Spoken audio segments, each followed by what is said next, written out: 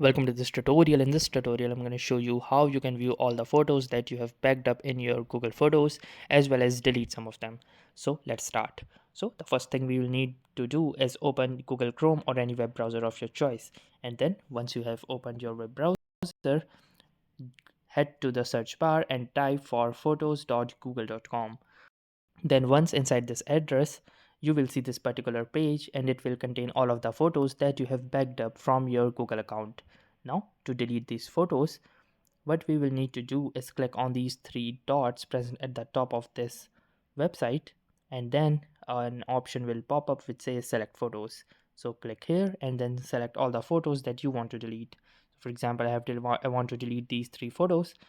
So the next thing I'm going to do is hit this trash can icon at the top, and once I click it, it will give me a warning that it will move to trash.